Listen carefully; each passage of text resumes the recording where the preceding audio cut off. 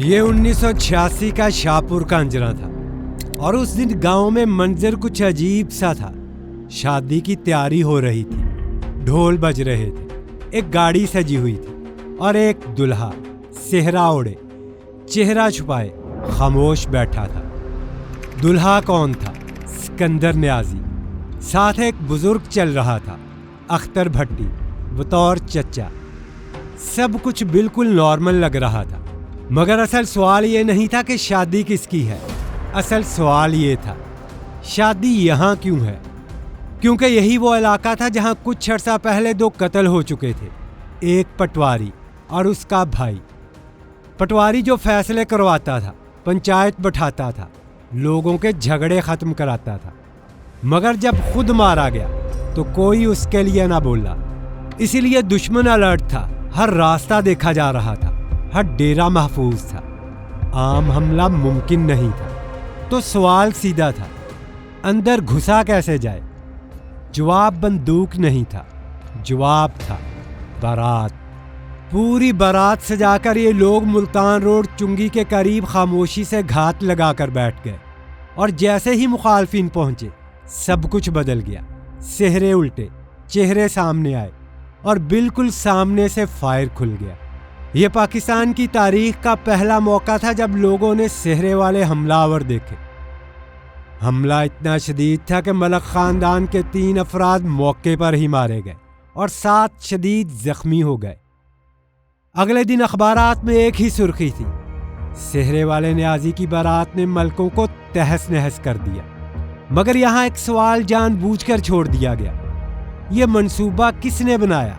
ये शादी किसने सोची और सेहरा किसने पहनाया? क्योंकि गोली चलाने वाला सामने था, मगर फैसला करने वाला पर्दे के पीछे। और वही शख्स आज इस कहानी का मरकज है। एक लड़का जो कभी मिट्टी के मैदान में कबड्डी खेलता था, वही कबड्डी खेलने वाला सरफराज भट्टी, जो इस एक फैसले के बाद कालू शाह पुरिया बन गया। और अब असल सवाल ये नहीं कि हमला कैसे हुआ, असल सवाल ये है, वो कबड्डी खेलने वाला लड़का कालू शाह पुरिया कैसे बना और एक आम नौजवान लाहौर के अंडरवर्ल्ड तक कैसे पहुंच गया। यहीं से असल कहानी शुरू होती है।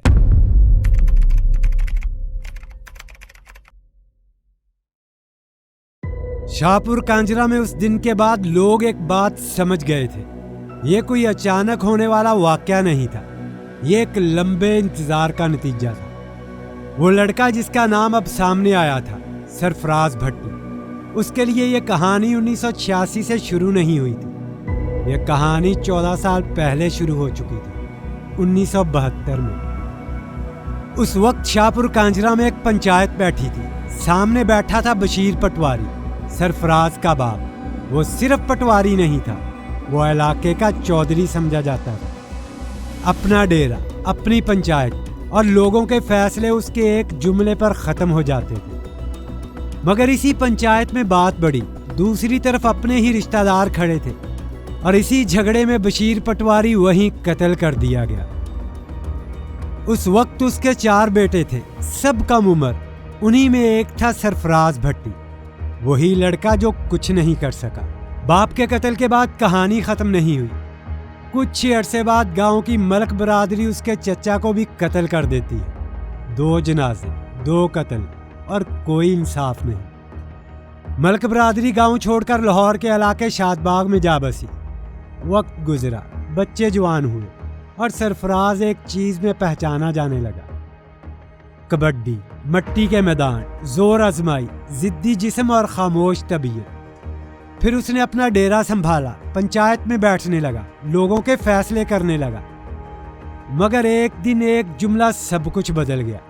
पंचायत के बीच किसी ने उसके मुंह पर कहा, तेरे बाप को मार दिया गया था, चचा को भी, और तू आज तक बदला नहीं ले सका। तो फिर किस बात की चुदराहट? ये जुमला गाली नहीं था, ये इज्जत पर वार था। उसी दिन पंचायत खत्म हो गई और उसी दिन कबड्डी भी खत्म हो गई। सरफराज उठा, असलहा जमा होना शुरू हुआ, राब्ते बने, तैयारी मुकम्मल हुई और फिर वो शादबाग गया। मलक बरादरी के घरों में घुसकर फायरिंग की। नतीजतन 3 अफराद हलाक, 2 जख्मी। वहां से सीधा अपने गांव वापस आया اور اسی دن ایک بار پھر مخالف گھروں پر حملہ، 2 مزید افراد مارے گئے، 3 زخمی، ایک ہی دن 2 مختلف جگہیں، 5 لاشیں۔ یہ کوئی عام جھگڑا نہیں تھا، یہ مکمل منصوبہ بندی تھی۔ اخبارات بھر گئے، پورے پنجاب میں ایک نام گونجنے لگا، وہ نام تھا کالو شاپوریا۔ 5 لاشوں کے بعد کہانی ایک نئی جگہ داخل ہو گئی۔ اب مسئلہ صرف بدلہ نہیں تھا، اب مسئلہ ریاست بن چکا تھا۔ کالو شاپوریا کے خلاف مقدمات درج ہو چکے تھے، گرفتاری کے وارنٹ نکل آئے، چھاپے پڑنے لگے، مگر ہاتھ کسی کے کچھ نہیں آتا تھا۔ وہ جیل نہیں گیا، وہ مفرور ہو گیا۔ ادھر مخالف فریق خوف میں بدل چکا تھا، انہوں نے خود کو قلعے میں بند کر لیا تھا، گھروں کے باہر پہرے، اندر بندوقیں، کوئی باہر نکلنے کو تیار نہیں، ہر راستہ بند تھا، ہر ڈیرا محفوظ۔ کالو حملہ کرنا چاہتا تھا مگر موقع نہیں مل رہا تھا، اور یہی وہ وقت تھا جب ایک بیٹھک ہوتی ہے، ایک کمرہ، چند لوگ۔ کالو بیٹھا تھا اپنے قریبی ساتھیوں کے ساتھ تھا اس کا چچا اختر بھٹی، وہ شخص جس پر وہ آنکھ بند کر کے اعتماد کرتا تھا، ساتھ تھا ظفری نت، اور سامنے بیٹھا تھا سکندر نیازی۔ کمرے میں خاموشی تھی۔ پھر کالو نے ایک ہی سوال پوچھا، اب کیا کریں؟ چند لمحے کوئی نہیں بولا، پھر خاموشی کے بیچ ایک آواز اٹھی، سکندر نیازی۔ اس نے کہا، میرے ذہن میں ایک آئیڈیا ہے، اگر یہ چل گیا تو کوئی ہمیں پہچان بھی نہیں پائے گا۔ سب کی نظریں سکندر پر جم گئی۔ وہ آہستہ بولا، بارات نکالتے ہیں۔ اور پھر وہی ہوا جس کا ذکر ہم اس ویڈیو کے آغاز میں کر چکے ہیں، وہی بارات، وہی صحرا، اور وہی حملہ جس نے پورے شہر کو ہلا دیا۔ اسی دن ریاست کی نیند ٹوٹ گئی۔ یہ معاملہ اب تھانے تک محدود نہیں رہا تھا، فائلیں اوپر جا رہی تھیں، ایک نام بار بار سامنے آ رہا تھا، کالو شاپوریا۔ چھاپے تیز ہو گئے، مخبر لگائے گئے، ہر قریبی شخص ریڈار پر آ گیا۔ اسی دوران ایک اور زخم لگا۔ 1997 کالو کے ایک چچا خالد قتل کر دیے گئے۔ بات یہی نہیں رکی، اس کے بڑے بھائی خضر حیات، جو باپ کے بعد پٹواری بنا تھا، اسے بھی نشانہ بنایا گیا۔ شوٹر کا نام تھا میاں پرویز۔ پنچایت بیٹھی، قرآن سامنے رکھا گیا، اور میاں پرویز نے قرآن پر ہاتھ رکھ کر کہا، میں نے ہی خضر حیات کو مارا ہے، کالو سے کہہ دو جو کرنا ہے کر لے۔ یہ اعتراف نہیں تھا، یہ چیلنج تھا۔ کالو جانتا تھا کہ اب پولیس ہر طرف ہے، اس لیے اس نے ایک اور فیصلہ کیا، اپنے بھائی افتخار کھاری کو الگ کر دیا، کہا تم سائیڈ پر ہو جاؤ، اب یہ کام میں اکیلا کروں گا۔ کھاری سندھ چلا گیا، مگر کہانی وہاں ختم نہیں ہوئی۔ اطلاع ملی، انسپیکٹر فیروز خان متحرک ہوا، سندھ پولیس سے رابطہ ہوا، کھاری گرفتار ہوا اور لاہور لایا گیا، اور پھر ایک انکاؤنٹر، کھاری مارا گیا۔ یہ خبر کالو تک پہنچی، اور اس کے بعد حملے تیز ہو گئے، نئے نشانے، پرانے حساب، اور پھر ایک آخری حملہ ہوا، ایسا حملہ جس میں مخالفین کے 3 افراد مزید مارے گئے۔ یہ اس کا آخری بڑا وار تھا۔ اس آخری حملے کے بعد کالو کے گرد دائرہ تنگ ہو چکا تھا، اس پر FIR درج ہوتی ہے، اور پھر گرفتاریاں شروع ہو جاتی ہیں، پہلے سکندر نیازی، پھر ظفری نت، اور آخرکار کالو شاپوریا بھی حراست میں آ جاتا ہے۔ سب سے پہلے انہیں کوٹ لکھپت جیل منتقل کیا جاتا ہے۔ وہاں حالات دیکھ کر انتظامیہ فیصلہ کرتی ہے اتنے خطرناک لوگ ایک جگہ رکھنا درست نہیں، چنانچہ چلان بدلتا ہے اور سب کو ساہیوال کیمپ جیل بھیج دیا جاتا ہے۔ کچھ سال گزرتے ہیں، کالو شاپوریا ضمانت پر رہا ہو جاتا ہے۔ جیل سے نکلتے ہی زندگی کا رخ بدل جاتا ہے۔ اب وہ صرف گلیوں اور ڈیروں تک محدود نہیں تھا، اس کے تعلقات فلم انڈسٹری تک جا پہنچے۔ باؤ افضل بھٹی قریب آ جاتا ہے، اسٹوڈیوز کے دروازے کھلتے ہیں، اداکار، پروڈیوسرز اور فلمی لوگ اس کے ساتھ اٹھنا بیٹھنا فخر سمجھنے لگتے ہیں۔ اس کی موجودگی اسٹوڈیوز میں طاقت کی علامت بن جاتی ہے۔